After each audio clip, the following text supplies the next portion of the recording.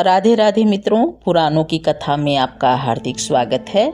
मित्रों, भगवद गीता के 8वें अध्याय में अर्जुन भगवान श्री कृष्ण से प्रश्न करते हैं, ब्रह्म क्या है, अध्यात्म क्या है, अधिभूत क्या है और अधिदेव क्या कहलाता है, अधियज्ञ क्या है, इस देह में अधिदेह कौन सा है, मरने के समय स्थिर चित्त वाले तुमको कैसे प्राप्त होते हैं, मधुसूदन कृपा करके बताइए। तब भगवान श्री कृष्ण उत्तर देते हुए कहते हैं, हे अर्जुन, मैं सबसे परे और अविनाशी हूँ, इसी कारण मेरा नाम ब्रह्म है।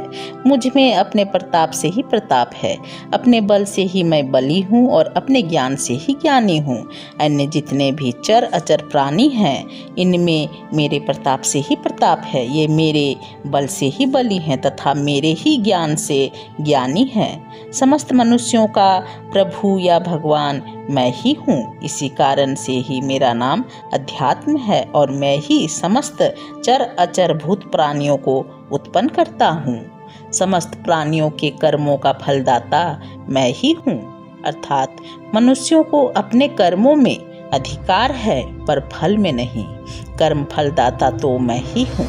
पंचभूतों अर्थात समस्त चर अचर प्राणियों का अविनाशी कर्ता मैं ही हूँ, इसी कारण मेरा नाम अधिभूत है।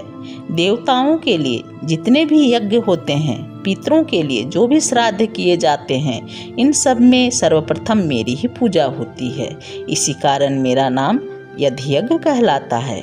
भगवान श्री कृष्ण कहते हैं, जितने भी देहधारी जीव हैं, सबसे सुंदर देह मेरी ही है। सभी देहधारियों में मेरे जैसे सुंदरता और बल किसी में नहीं है।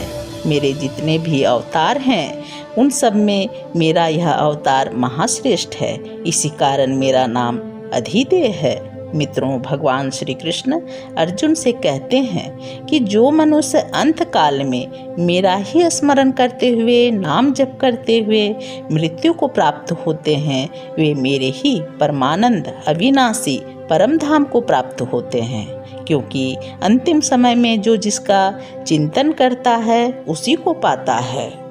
जो मनुष्य भगवान के परम धाम को प्राप्त हो जाते हैं, उन मनुष्यों का फिर पुनः पृथ्वी पर जन्म नहीं होता। इस प्रकार स्थिर चित्त वाले मनुष्य परम गति को प्राप्त होते हैं। तो मित्रों, आशा है कि गीता की यह प्रसंग पसंद आई होगी। इसके लिए बहुत बहुत धन्यवाद। राधे राधे।